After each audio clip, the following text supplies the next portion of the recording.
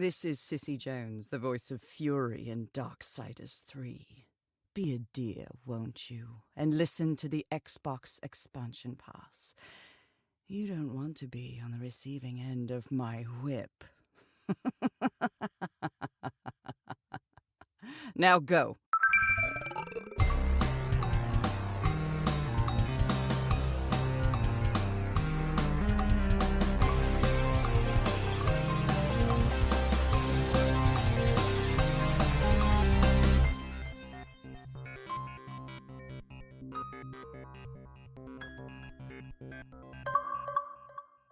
Welcome one, welcome all to episode 147 of the Xbox Expansion Pass, recorded on Sunday, September 25th, 2022. I am your host, Luke Lohr, the InsipidGhost.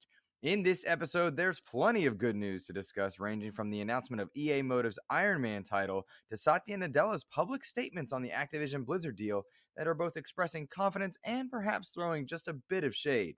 Beyond that, GTA 6 has finally leaked, and Cyberpunk 2077 lives again. Enjoy. Yet another week of gaming is upon us and behind us. Welcome to XEP, discussing all things in the gamerverse as they pertain to the Xbox ecosystem. And as I am wont to do each and every week, I like to start the show by offering words of kindness to those who have made my gaming week better.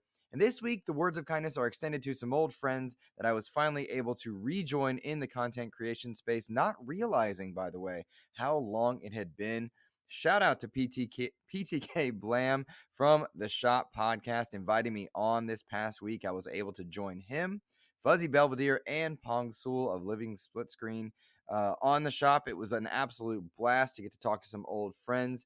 It's funny sometimes in the content creation space, you interact with these people in social media spaces plenty, right?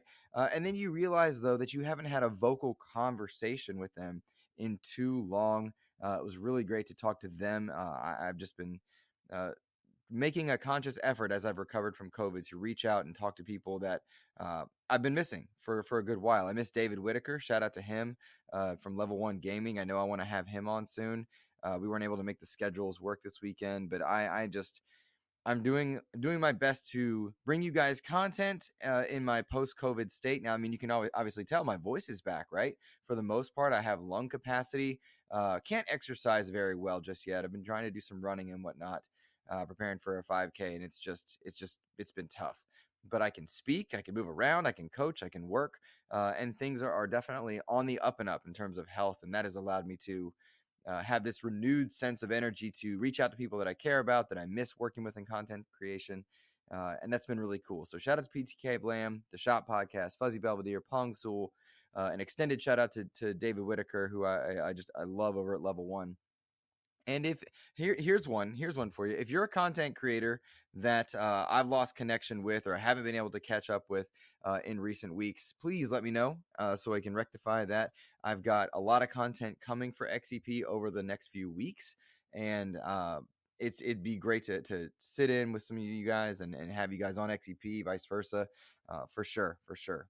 Let me give a quick programming update, I guess. Because there is no interview this week, and I know some people get disappointed when that happens, and I'm greatly offended, of course, because it's just me. And no, I don't care. I'm trying to be an interview show, right? But I have 3 interviews next weekend, right? I couldn't get anything to land in time for this episode due to European schedules, so it's a lot of time zone stuff. And these interviews are 2 of them are AAA, one's an indie, and one of them I've been working on for months. And so if it goes through, that's great. But of course, I've made the mistake on this show of saying, hey, I'm talking to these people because I was setting it up. We were emailing, confirming everything. And then something happened. I mean, we missed out getting the Steel Series and Turtle Beach people on despite having some good confirmations. And then, through no faults of anybody, like internal schedules for them changed, personnel changes, that kind of stuff. So I'm gonna hold back on telling you guys who they are. Please don't over speculate. Phil Spencer is not coming on next episode. I just want to be very clear. But it's people that I'm excited to talk to, as I love talking to game creators. These are developers in this case. And here's hoping they go through and everything works out, because I love bringing you guys voices from the gaming industry. And as always, I'll ask, who do you want to hear, right? Like, who would you like to have on the show? Sometimes it takes me a year to get somebody on, but I do my best to make it happen. And as you guys rate the show, share the show, let bigger creators know about the show, and then let the people that you want to hear on the show uh, know, I suppose, that through your social spaces and whatnot, that raises awareness, and then it's a cyclical effect, allowing me to speak to some of the most amazing people in the gaming industry. And that's how that's happened, right? Like, I get so many people that are congratulating me at various points for talking to, Crystal Dynamics, or talking to Seamus Blackley or Ed Freeze or whatnot. And that's really cool. But that's because you guys rate the show, share the show, raise awareness of it, right? It's because of that I'm able to get these people on. There's a cyclical effect in that. And so I am so grateful to you all. The congratulations are extended to you guys for that. It's just a feel good, right? That's how it works. That's just how it seems to happen. Someone knows someone that knows someone because of this or that.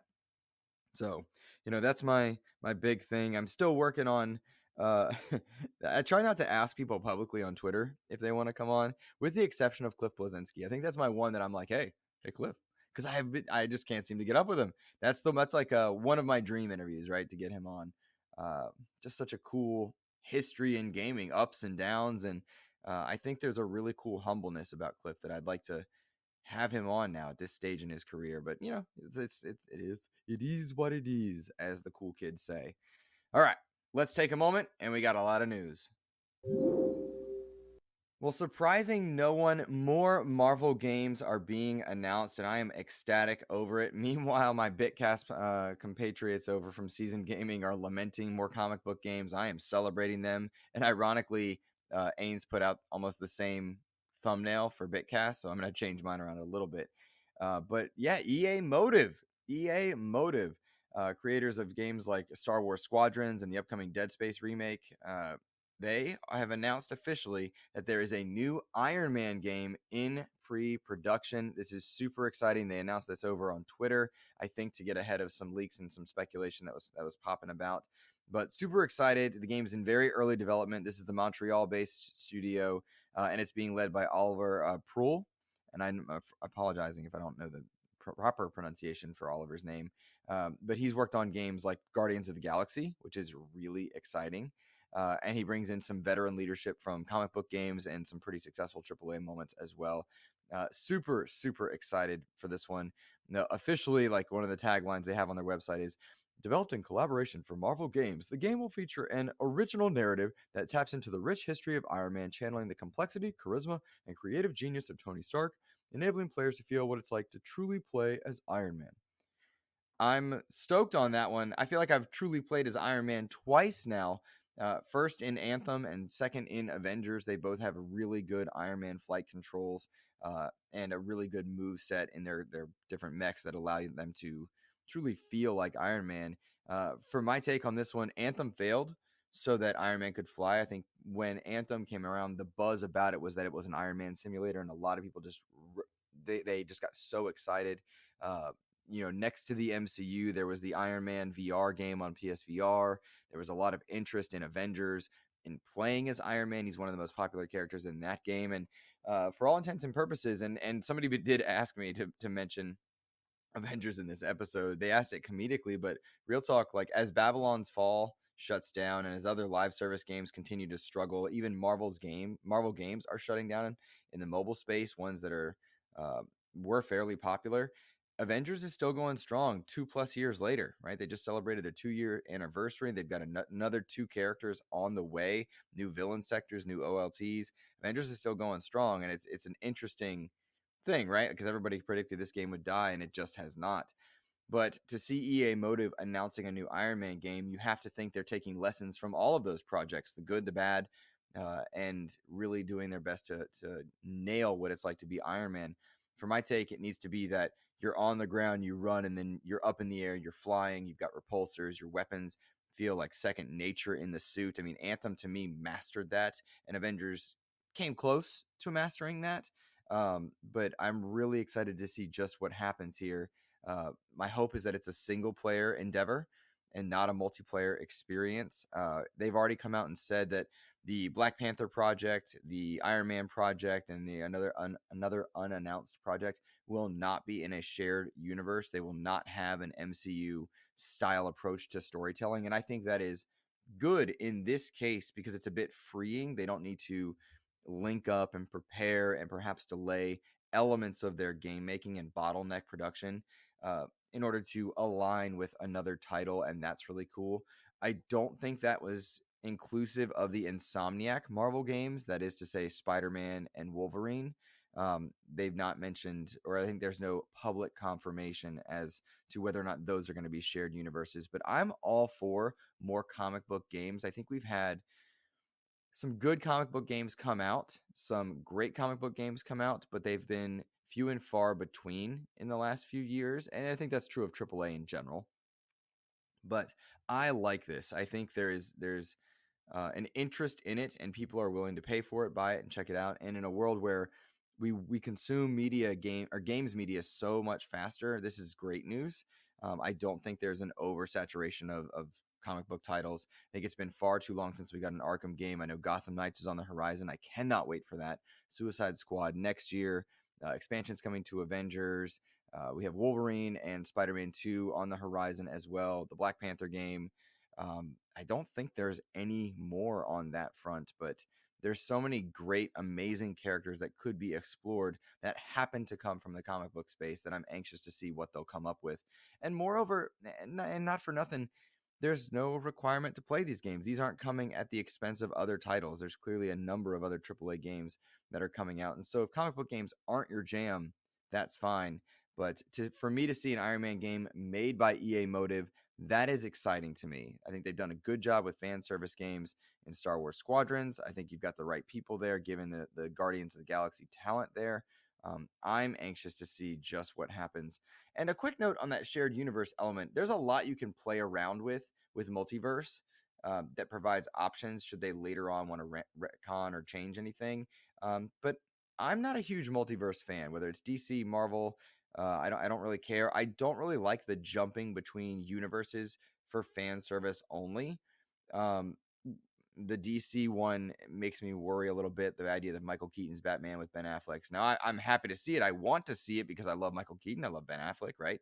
I loved seeing my Spider-Man crossover. I love the potential there, but I don't think that should be the crutch on which all future content is laid. And I worry about that with Marvel's MCU phase 4 and 5. Because phase 4 for me has really fallen flat in comparison to the others. And I worry about that for phase 5. I don't want multiverse for DC or Marvel to in any way be the crutch on which everything leans on, if that makes sense. I don't mind it existing, but so it goes there. EA Motive making a new Iron game. Color me excited. It's a long ways away, but I think it's exciting to look forward to in general.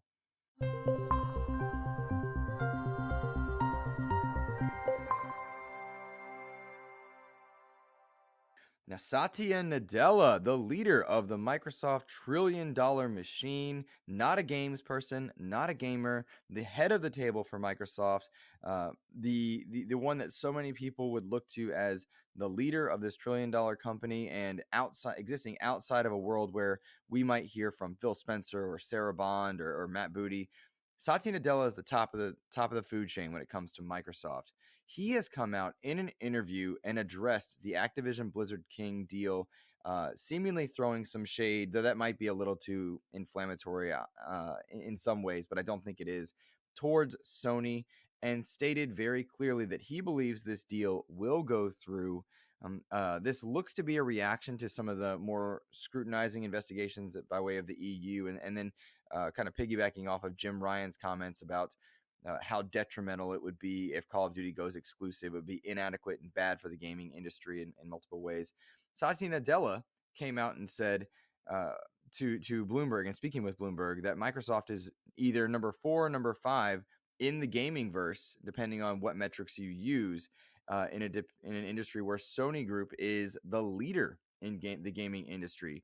Despite several recent acquisitions by both companies, Sony is number 1, and Microsoft, depending on your metrics, is either number 4 or number 5. And the amazing quote that came out of this was, quote, "So if this is about competition, let us have competition," end quote. And it was said so matter of fact, and if you go and you listen to it, it really feels like he's hitting the hammer or hitting the nail on the head with the hammer. That's a terrible way to say that.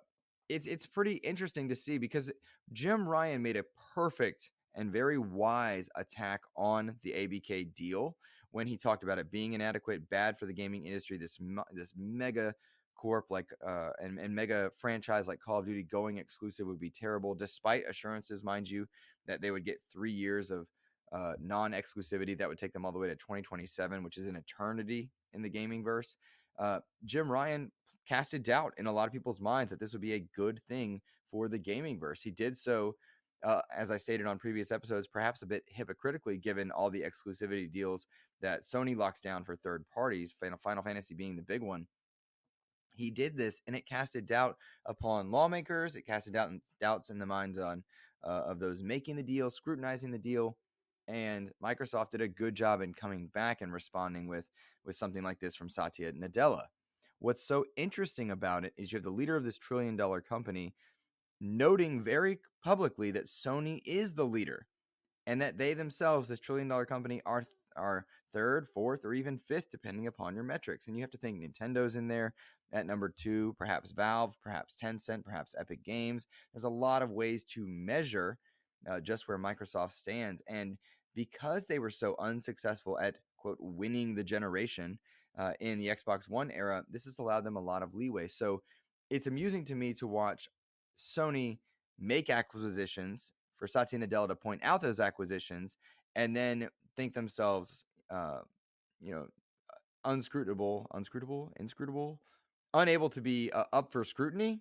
I don't know how to say that one. But they could make all these claims while still doing the exact thing they're upset for Microsoft for doing. And Microsoft is not the market leader. Mind you, they were outsold by a metric greater than 2-1 in the Xbox One generation by the PlayStation 4. And it's really interesting to watch this stuff take place. They did reiterate yet again that they are confident this $69 billion deal will go through. I think those who are educated on this matter have said that this is expected to go through in June of 2023. And I, for one, believe that, given that it's such a high-profile deal with so much money behind it. You have to think they've done the research. They've got the lawyers. They've checked the stuff to make sure it could go through. And I'm excited for that, truth be told, not because I care about Call of Duty exclusivity, but rather because I care about all those IP that have been languishing under the current Activision Blizzard leadership. I care very little for Bobby Kotick's golden parachute. Rich white guys have found a way to stay rich and in power and corrupt the system forever. And if I worried about every single one of them, I would just fall into a deep depression. I'm anxious to see Bobby Kotick gone so that the culture can continue to improve, because while he is not the only negative, toxic person there, he is the metaphor, the figurehead, the scapegoat for so much of it. And with him gone, there's a symbolic sigh of relief, and people will be able to heal and repair. And as a result of that, the talent will come back. And that's what I look forward to once this deal goes through, for sure. But bottom line, Satya Nadella, man, if this is about competition, let us have a competition. Boom. I love that. Also, if you're willing to spend $69 billion, you should be able to do what you want, right? I think it was Ryan McCaffrey that said that on a recent Unlocked. Like, I mean, that's capitalism right there. Like, let's see it go. And for the same token, like Sony, I mean, they locked down my one of my favorite heroes in Spider-Man.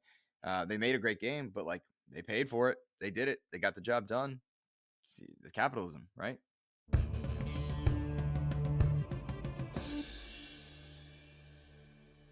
Now, I held off talking about this topic last week with Jeff Grubb. He briefly mentioned it, and I didn't really kind of call him on it. GTA 6 has been leaked by a hacker. That hacker has since been arrested, I believe. It was a teenager hoping to extort Rockstar. Let's go back and we're going to look at the timeline here.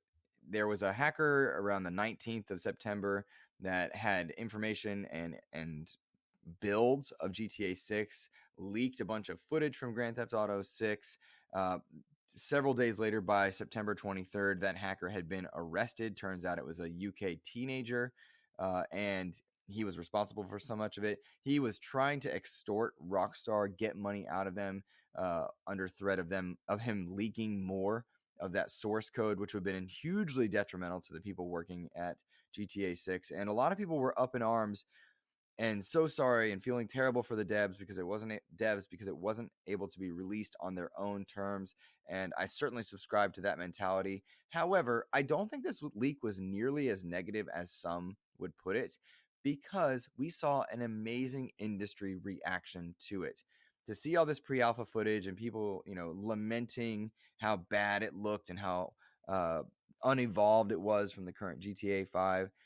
Other studios, Rare included, with Sea of Thieves and so many others, started sharing their alpha builds of their games that went on to win numerous awards. Sea of Thieves and Control being the standouts in my mind. Control winning multiple awards for best graphics, best game, game of the year, etc. They were showing their early alpha builds, and it looks nothing like the game that you ended up playing when it came out. Naughty Dog did this as well with The Last of Us, and they shared just what their game looked like in alpha versus the final released product. And I think it was a really cool reminder that game makers are magic, or they're magicians, I should say, and they do just a fantastic job at creating these worlds we get to delve into. And it was just really neat to see the reaction. And not for nothing, everybody knew GTA 6 was in development. We all knew that it was going to have some protagonists that were a little bit different. It was going to have, guns and driving and shooting and fighting and probably swearing and sex and everything that comes with being a GTA game. I don't think anything was truly lost on this one. I know some of the story was leaked to a little bit. You're going to have the ability to play as a female protagonist or a male protagonist. Okay. I mean, I just ruined that for all of you, and yet somehow I need you to find a way to enjoy GTA 6, right? So it sucks that the moment of choice was taken from the developers on some of these things. But in truth, the damage done, thanks to the quick arrest and the reaction by the industry, I think was very minimal, and in fact might have helped Rockstar and GTA 6. I will say, because this is an interesting thing that has come up, particularly after having Jeff Grubb on last week, because we got a lot of attention on last week's episode. And if you're a new listener, what's up? Jeff Grubb got a lot of attention because he had internal documents from Microsoft from 2020, from 3 years ago, that slated the release schedule for 2023. Those are old. They're outdated. He said as much. And yet some people were taking that as gospel, even though he's bluntly said, like, this is old news. This is old information. This is this. This is that.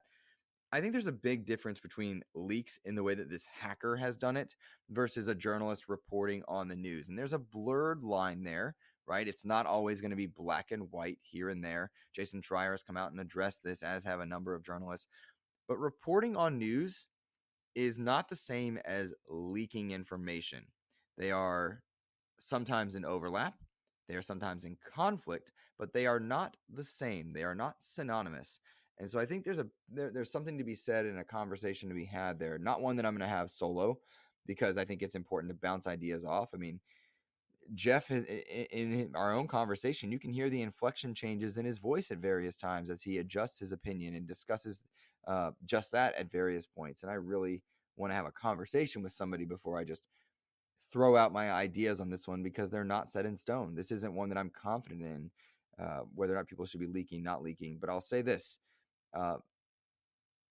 The repercussions of the Rockstar leak are going to have ramifications on the idea of work from home, remote work versus being in the office because of security concerns. And that sucks.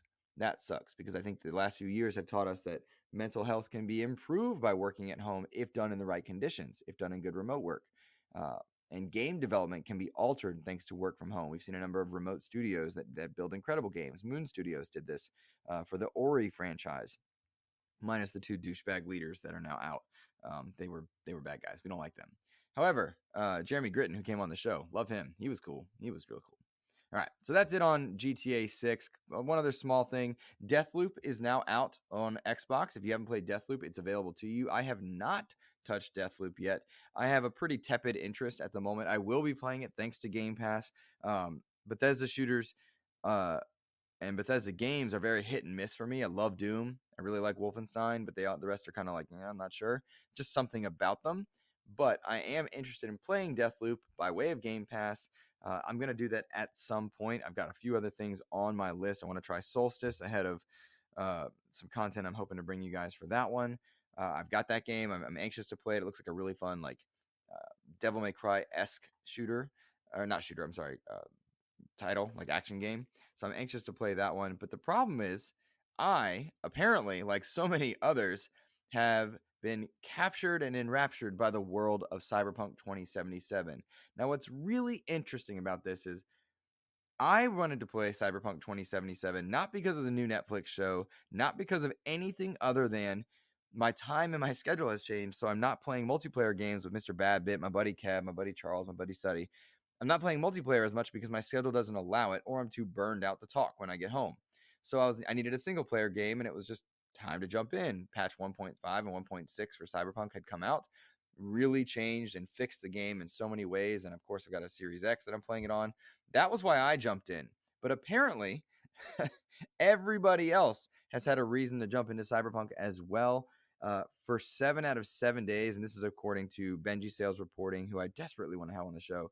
He reported over on his Twitter feed just a few minutes prior to me recording that for the past 7 days, the consecutive players on Cyberpunk 2077 has grown from one day to the next. It's been the number one selling game, with a daily peak concurrent players first beginning on Monday at 78,000, then Tuesday 83,000, Wednesday 86,000, Thursday 89,000, Friday 97,000, Saturday 122,000, and today, on the day of recording, at the time of this recording, over 136,000 concurrent players on Steam alone are playing Cyberpunk 2077. This passes the all-time Steam concurrent players for The Witcher 3, which topped out at 103,000. So by a huge margin of 30,000 players, more people are in the world of Cyberpunk concurrently, a single player game, than had ever been in CDPR's best game of The Witcher 3, which really, really is wild given 2 years have passed since the launch of Cyberpunk, the incredibly bad PR that came, the disaster of a launch, and yes, it was a disaster of a launch. Ainsley Bowden and I consistently butt heads on this one, but I stand firm in the idea that if Sony had to stop selling it on their store, while Black Tiger could exist on their store, they stopped selling it digitally. Microsoft had to change their return policy for CDPR and Cyberpunk, specifically for unquestionable refunds. It was a disaster of a launch. It ran terribly on previous generation hardware. It was riddled with bugs on current gen, and there's so much documented proof of this that I just am flabbergasted when anyone comes to the defense of it, including my friends.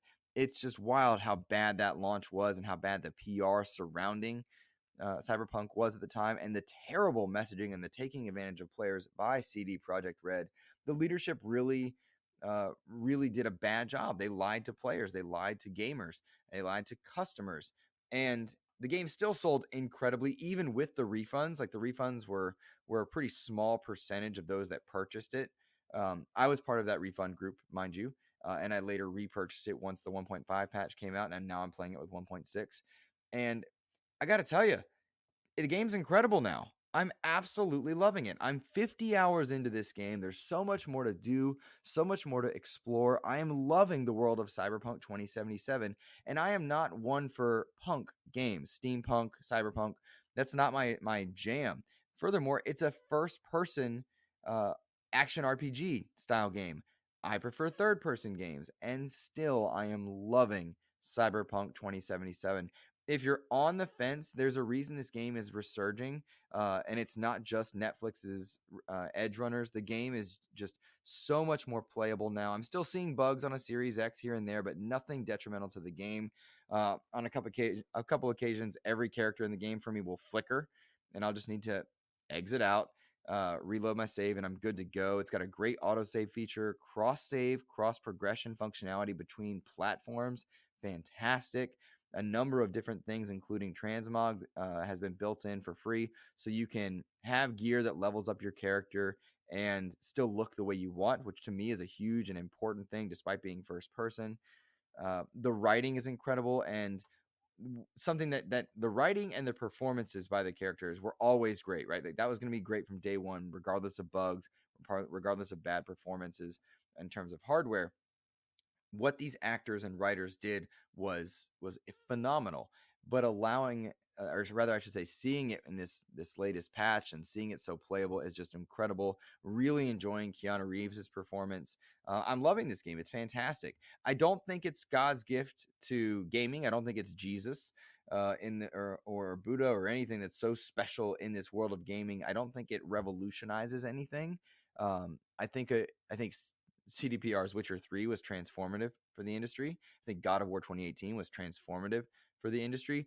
Perhaps the Arkham games were transformative in their time. Halo 2 was transformative in its time. Modern Warfare 4 transformative in its time. I don't get that vibe from Cyberpunk. What I get is just a fantastic video game that everyone should give a chance to. So that is how I'm taking it for sure. And I'm just so happy for the team that still exists within CDPR, that they went through so much turmoil, so much frustration, some deserved, but for the developers outside of the leadership team, not deserved. That now they're getting to enjoy and reap the benefits of their success, and people are finally enjoying this world, because it was broken or hampered or limited at launch, and now it's really establishing its true potential, and that's awesome. Also, this question came in from Jampack Sam. What are your thoughts on Cyberpunk's Phantom Liberty expansion being exclusive to next gen? Sam, shout out to him. Amazing podcast on Exhibition. He is alluding to the fact that we have now 2 years after launch, the first expansion, perhaps only expansion for Cyberpunk 2077 has been announced, called Phantom Liberty, taking place within the Cyberpunk 2077 story, with the new United States of America, Keanu Reeves returning. Really excited for this. What do I think about it being exclusive to now current gen, the PlayStation 5 and the Series S and X? I think it's fantastic. I think it's time for PlayStation 4 and Xbox One to fade to background, time to go, sunset them. It's time for them to be done, right? It's been 3 years. I think people are for games like this that are demanding the best performances and trying to do something that is so spectacular as what they're trying to do. I think it's great that we're now seeing current gen exclusive games. Let the past die, kill it if you have to. It's time for them to go, right? It's time for them to go. I hate for anybody that hasn't been able to upgrade or can't upgrade, or for whatever reason they're just not able to experience a PlayStation 5 or Xbox Series S or X. That sucks, and that is part of generational gaming. I think Xbox has a number of built-in protectors to that, by the way, with forward compatibility. If you've bought the game digitally on your Xbox One, when you upgrade to Series S or X, your game is still there. I think they have the cloud for you to play a lot of these titles in, which is really great.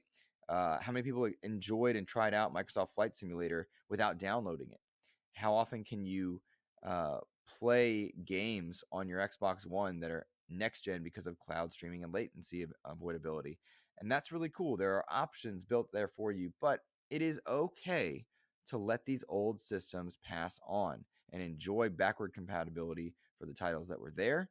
But you do need to upgrade your hardware from time to time. And not for nothing, it's been stated even recently, in the wake of PSVR 2's announcement, it's been stated even recently that what the PlayStation 5 and the Series X and S do for current gen gaming is really impressive next to their PC counterparts for the money. And so let these games become current gen only. We must let go of the Xbox One and the PlayStation 4 at some point. And I think I'm really glad to see a lot of new AAA games doing just that.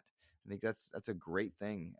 I do love that, by the way, that for 2 years we had this cross-gen release. I think that's important. But I think it hurt other games. I'm thinking about Halo Infinite, right? I think that game was hurt by it.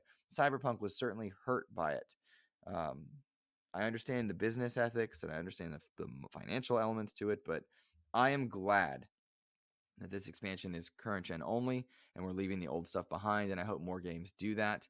And I recognize it's from a point of privilege because I have these systems. I have the financial ability to get these systems, and I've had the good fortune to find them in a world where it's difficult to find. But how long ago did they come out? Right? We're approaching the 2-year anniversary. That's a good gap. That's a good gap, and I think it's time to move on. So take that for what you will. Let's move on to some listener mail. I know we just heard from Jam Pack Sam, and then I want to address 2 other questions. Actually, it's like 5 other questions, but I lumped some together.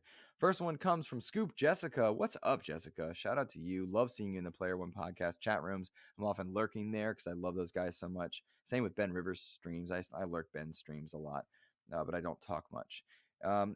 She says, are you typically a sit and play games after work person, or has there ever been something that you've been so engrossed in with that you wake up early and sneak a few minutes before work? Jessica, I actually do a lot of gaming before work. I will get up very early prior to work because that's when I'm the most fresh, and I need to let my sleep meds kind of wear off before I go into work and be professional. And I love gaming in the morning. It's quiet, it's calm, nobody's bothering you to play multiplayer, and so I do a lot of gaming in the morning. Sit and play games after work. I'm that meme where you get home, you're real tired, and you try to play a game and you fall asleep. So what I do, I come home, I rest a bit, I watch TV with my wife, eat, shut my eyes for maybe 10, 15 minutes, and then I can go play. But even then, sometimes it's just not in the cards to play after work, especially not in my current state. Job's not going so well.